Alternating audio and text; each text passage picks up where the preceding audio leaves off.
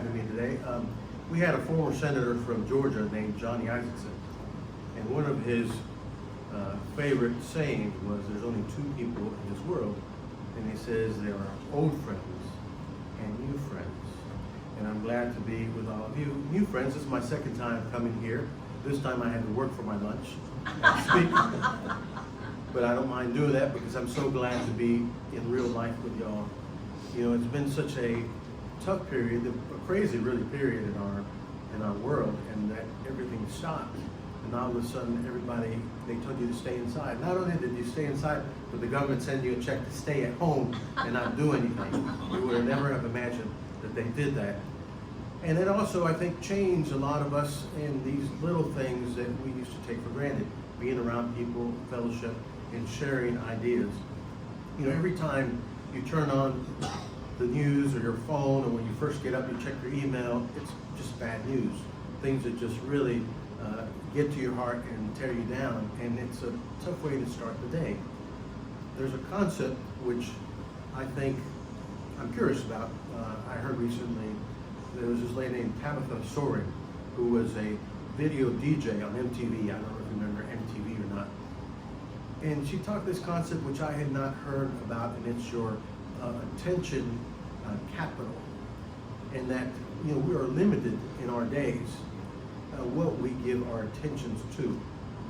Studies have shown that this whole concept of multitasking doesn't work. You know, why? Because your body is your brain really, is such an efficient machine that it tries to find shortcuts to make things more efficient. And you can see examples of that by maybe how you drove here today. Have you ever had the problem you got into the car and you're like thinking, I got this, I got that, and all of a sudden you got here? You know, how did that happen? Because, you know, you had a pattern. Or the worst thing that happens to me is I'm going somewhere else and I ended up going to my office or going somewhere else, because you have these patterns. And in life, I think it's so important to realize, and that's what those academics do, is really look at concepts, models, and patterns. So in life, you have patterns, and it's important to recognize the patterns. Why do I do these things?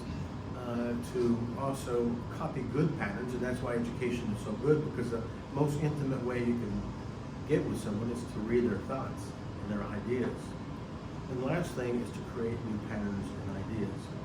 And all these bad news, all these things that really wants us to go into the table and not address our daily lives can be broken down to a concept with Robert Schuller always talked about. He says, tough times never last, but tough people do. And you know, this will pass. We forget. Recently, when we celebrated 21 years since 9/11, a lot of that video coverage, news coverage, I had forgotten how much of an impact. I remember the day, but how shocking that was. And what's really kind of crazy about it, that I found myself in the analysis, is that it seemed like a simpler time. And I think that as you get older, you realize you can't take yourself too serious. As Mr. Sherman said, I always say, if I can't be funny, I'm funny looking, that's what I am. And those are what I think we need to focus on, is these patterns and these ideas. Zig Ziglar, old time motivational speaker. And you know, motivational speakers really don't work, because you can't have anyone else motivate you. You gotta motivate yourself. You're the one that decides, what am I gonna do today? And he had an old saying that said, you know, motivational ideas, concepts, are like taking a shower. It's something you really don't need, but it makes life a lot cleaner if you take a shower every day. So what I did was, when I finished at Auburn, I wanted to, out of all my studies, I spent 10 years at Auburn. Finally, they said, you got to graduate and go on. What did I learn? I studied organizations. Ms. Sherman, my mentor, did a study on Social Security, change, and how these organizations adapt.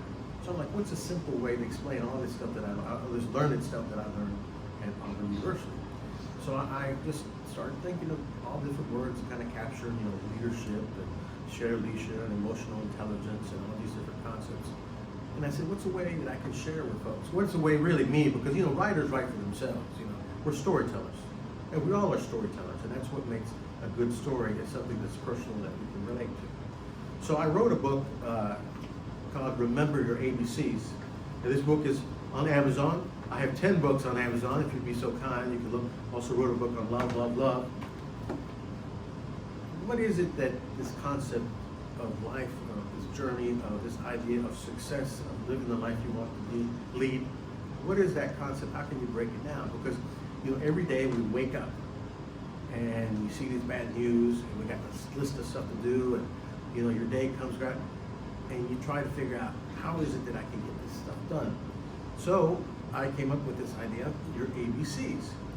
Another thing too is a lot of times maybe you run into that problem that's like, I got this great quote, this great idea that I want to share, but I don't know where it's at.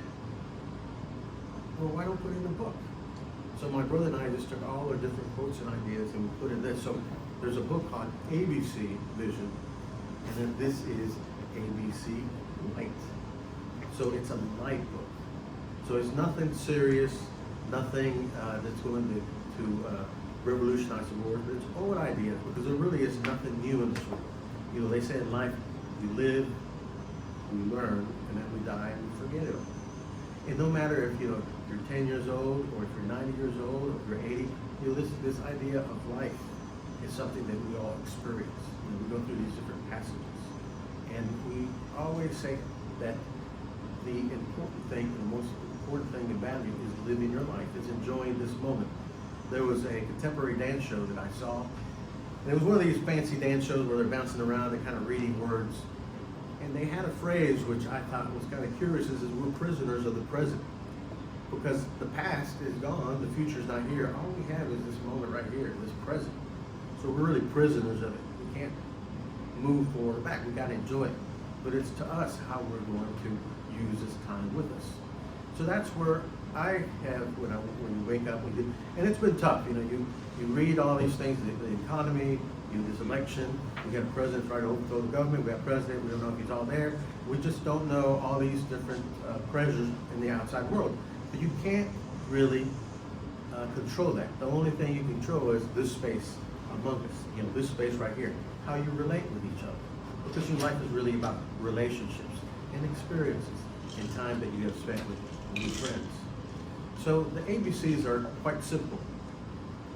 You wake up in the morning and you're drinking your cup of coffee, and you decide, am I going to have a good day, or am I going to have a bad day? And that's really what your attitude is about. What direction am I going to go in? I always give the experience or the analysis of, look around this room and look at everything in here that is blue. Look at everything that's blue. Everything that's blue. Everything that's blue. Now close your eyes. Now someone tell me, you have to close your eyes. You can close your eyes. Someone tell me something that's red in this room.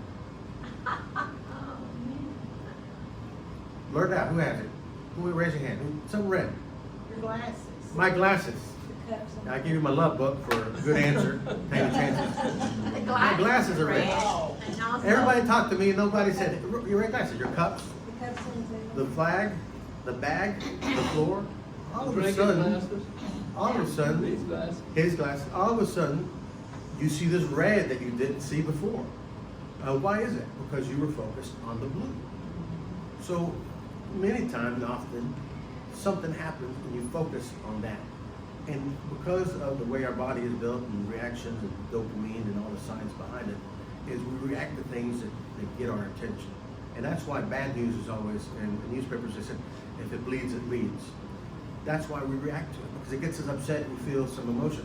You never hear the good, feel-good stories on television because that don't get us a reaction. But if you see the thing that shocks us, then that's what gets our attention.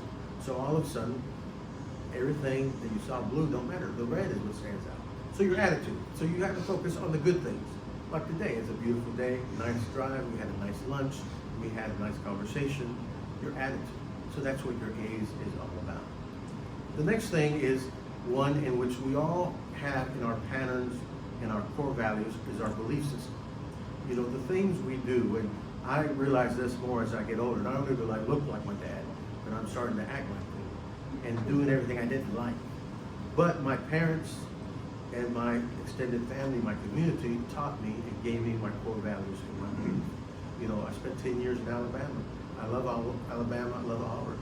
But Auburn folks are very religious and worship each other. But it has...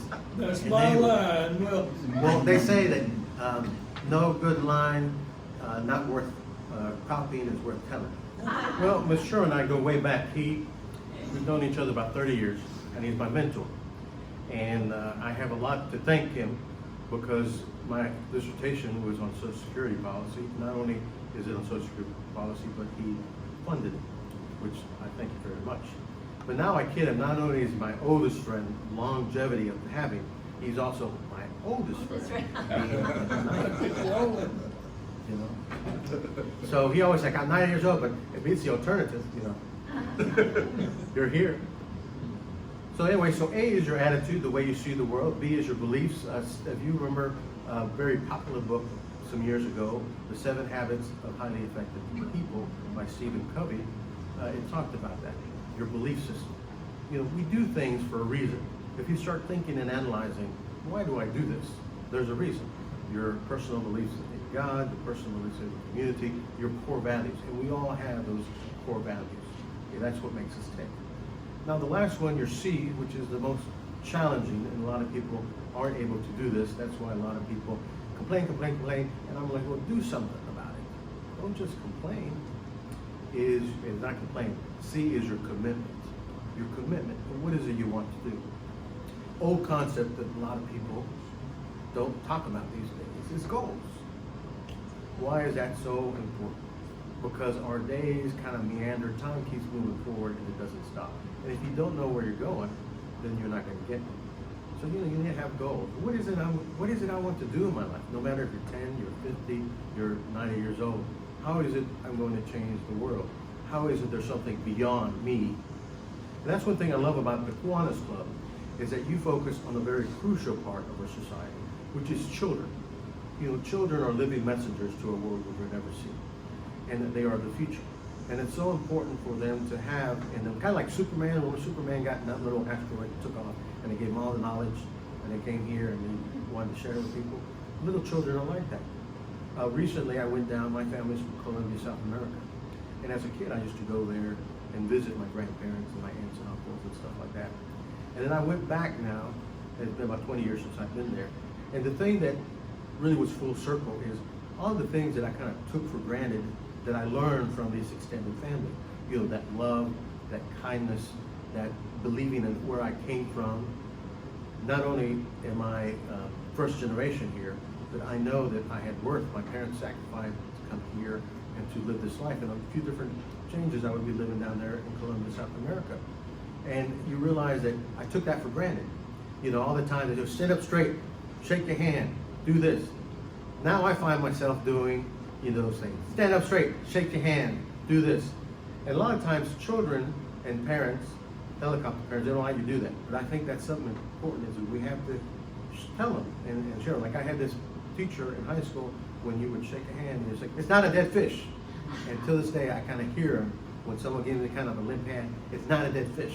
And I want to say that. I'm becoming that guy. I'm becoming that guy.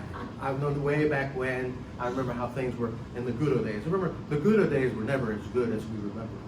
You know, we do, with all our problems, we do live in the golden age of civilization. Because with that little gadget in our pocket, our iPhone, whatever you have, Android, regular phone, you have access to all the knowledge of the universe up to this time. Ask the master for Google. But what do? We play games. You know, mindless games. We post a picture of our cat.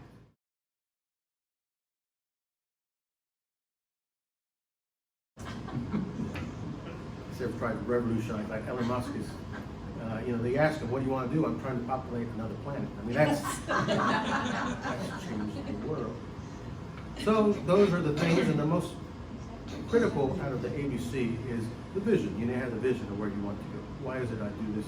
Where do I want to go? So you have your A, which is your attitude, your B, which is your beliefs, and your C, which is your commitment. And then you need to have a vision of where it is you want to go. And I'll leave you with one last quote. You know, it was getting antsy. You know, everybody had a nice lunch. They're ready to enjoy this beautiful weather outside, not listening to my endless rambling, which I can go on and on. That's academic additions. I'd love to do that. is that it comes from a Woody Allen movie, which I think really kind of captures a good essence of what life is about. Is just, live today like it were your last day, because one day it will be. So thank you for having me.